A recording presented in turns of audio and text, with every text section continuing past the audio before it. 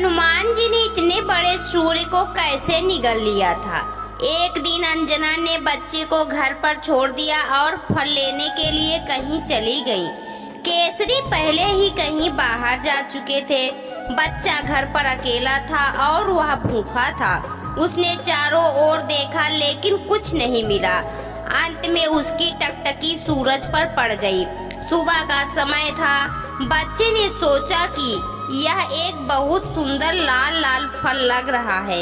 यह खाने और खेलने दोनों में काम आएगा।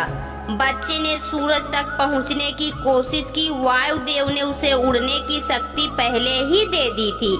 यह कहा जा सकता है कि भगवान शंकर की लीला में क्या आश्चर्य करना। बच्चा आसमान में उड़ने लगा। देवता, दानव, यक्ष आदि सभी उसे देखकर चकित रह गए। वायुदेव के मन में भी संदेह उत्पन्न हुआ। उन्होंने सोचा, मेरा पुत्र सूरज की ओर दौड़ रहा है। दोपहर की सूरज की किरणों से कहीं वह जल न जाए। उन्होंने हिमालय और मलयालम से शीतलता इकट्ठा की और अपने पुत्र के पीछे चल दिए। सूर्य देव ने भी अपनी दिव्य दृष्टि से सब देख लिया। उनके दिमाग में कई विचार आए। उन्होंने देखा कि भगवान शंकर स्वयं बाल बंदर के रूप में मेरे पास आ रहे थे। उनको यह भी पता चला कि यह बच्चा मेरे पिता तुल्य वासुदेव के आशीर्वाद से पैदा हुआ है और वह स्वयं इसकी रक्षा के लिए आ रहे हैं। उन्होंने अपनी कर किरणों को शीतल बना दिया, मानो अपने कर किरणों से अपने छोटे भाई को लाड कर रहे हों। या जगत पिता शंकर को उनके पास आते देख उनका स्वागत करते हों। वह बालक सूर्य के रथ पर जा पहुंचा, सूर्य के साथ खेलने लगा। उस दिन ग्रहण था। अपने समय होने पर राहु सूर्य को ग्रस्त करने के लिए आया। उसने एक बंदर बच्चे को सूर्य के रथ पर बैठे देखा।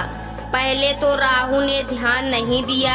हमेशा की तरह वह सूरज की तरफ चल दिए, लेकिन जब वह बच्चे के मजबूत हाथ से पकड़ा गया तो वह भयभीत हो गया और किसी तरह खुद को मुक्त करने में कामयाब रहा। वह सीधे देवराज इंद्र के पास गया। उसने जाकर इंद्र से कहा, देवराज इंद्र, आपने मुझे सूर्य ग्रहण का अधिकार दिया है। क्या आपने किसी और को यह अधिकार दिया है? इंद्र को यह समझ नहीं आया। उसने राहु को धमकाकर फिर से उसे सूरज के पास वापस भेज दिया। एक बार फिर राहु को देख बच्चे को उसकी भूख की याद दिला दी। उसने सोचा कि यह खाने के लिए अच्छी चीज है। बस वह राहु पर टूट पड़ा। इस बालक के तेज से राहु भयभीत हो गए और अपनी रक्षा के लिए इंद्र से चिल्लाने लगे। इंद्र ऐरावत पर चढ़कर और राहु की रक्षा के लिए दौड़ पड़े। ऐरावत को देखकर बच्चा राहु को छोड़ उसने ऐरावत को एक अच्छा सफेद फल समझा और उसे पकड़ने के लिए दौड़ा।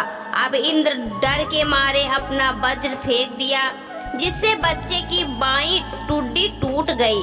बच्चा घायल हो गया और पहाड़ पर जाकर गिर गया और जूझने लगा। वायुदेव बालक को उठाकर गुफा में ले गए। वह इंद्र से बहुत नाराज हो गए और उन्होंने अपनी गति रोक दी। हवा बंद होने से सभी लकड़ी की तरह सख्त हो गए। तीनों लोकों में कोई हिलचल नहीं सकता था। सभी ने सांसें रोक ली। देवता घबरा गए। इंद्र ब्रह्मा जी के पास दौड़े। उस क्षण ब्रह्मा जी पर्वत की गुफा में गए और अपने हाथ से उसे छूकर बालक को पुनर्जीवित किया। बच्चा प्रसन्नता से खड़ा हो गया। वायुदेव बहुत प्रसन्न हुए और उन्होंने पूरी सृष्टि की जीवनी वापस शुरू कर दी। ब्रह्मा जी ने देवताओं से कहा, यह कोई साधारण बालक नहीं है।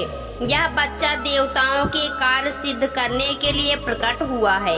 इसलिए यह उचित है कि सभी देवी देवता उसे वरदान दें। इंद्र ने कहा, यह हनु मेरे वज्र से टूट गई है, इसलिए आज से इसका नाम हनुमान होगा। और मैं वरदान देता हूँ कि आज से मेरा वज्र उसका बाल भी बांका नहीं कर पाएगा। सूर्यदेव ने कहा, मैं उसे अपने तेज का 7 देता हूँ। मेरी शक्ति से वह अपना रूप बदल सकेगा और जब वह शास्त्रों का अध्ययन करना चाहेगा तो मैं उसे शास्त्रों का अच्छी तरह से अध्ययन करा दूंगा। वह बहुत सारे महान वेदों को जानेंगे। वरुण ने उसे अपने पास और जाल से निर्भय होने का आशीर्वाद दिया। कुबेर जैसे देवताओं ने भी हनुमान को अपनी ओर से निडर बनाया।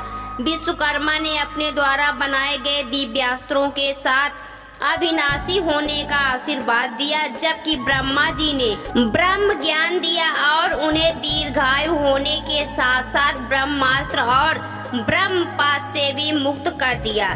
जैसे ही सब जा रहे थे, ब्रह्मा जी ने वायुदेव से कहा, आपका पुत्र एक महावीर होगा। वह इच्छा अनुसार रूप धारण करेगा और मन के समान तीव्रगामी होगा। इसकी गति का कोई मुकाबला नहीं कर सकेगा।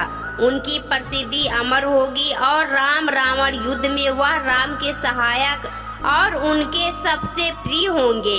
इस तरह हनुमान को आशीर्वाद देकर सभी देवता सीधे अपने अपने स्थान को चले गए। यह सब सुनकर अंजना और केसरी को जो खुशी हुई उसका वर्णन कौन कर सकता है।